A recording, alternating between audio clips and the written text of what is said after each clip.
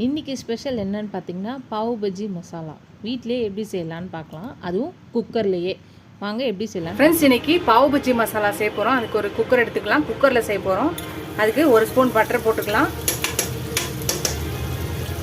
கொஞ்சம் ஆயில் போட்டுக்கலாம்.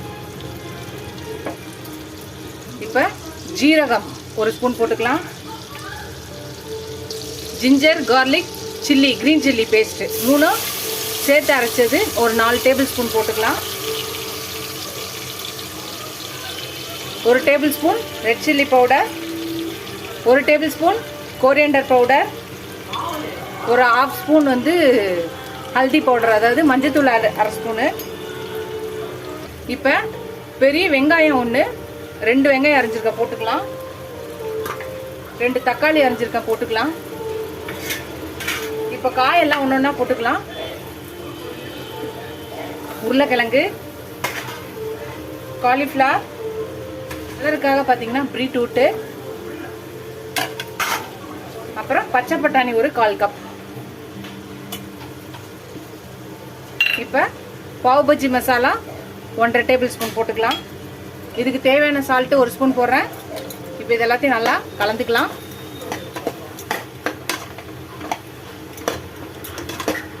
இது 2 நிமிஷம் இது அப்படியே வதங்கட்டும். மசாலாஸ் எல்லாத்தையும் மிக்ஸ் ஆகட்டும். 2 நிமிஷம் நல்லா வதங்கிடுச்சு. இப்போ நல்லா காயெல்லாம் முங்குற அளவுக்கு தண்ணி ஊற்றிக்கலாம். எல்லாத்தையும் கலக்கியாச்சு. இப்போ குக்கர் மூடி போட்டுக்கலாம். குக்கர் விசில் போட்டு ஒரு 4லேருந்து 5 விசில் வச்சு ப்ரெஷர் அடங்கினோன்னா ஓப்பன் பண்ணலாம். ஃப்ரெண்ட்ஸ், நம்ம பாவ் பஜ்ஜி மசாலா ரெடி பண்ணோம் இல்லையா, 4லேருந்து 5 விசில் எடுத்து ப்ரெஷர் அடங்கி ஓப்பன் பண்ணியாச்சு. எல்லாம் நல்லா ரெடியாக இருக்குது. இப்போ இது நல்லா மேஷ் பண்ணிக்கலாம்.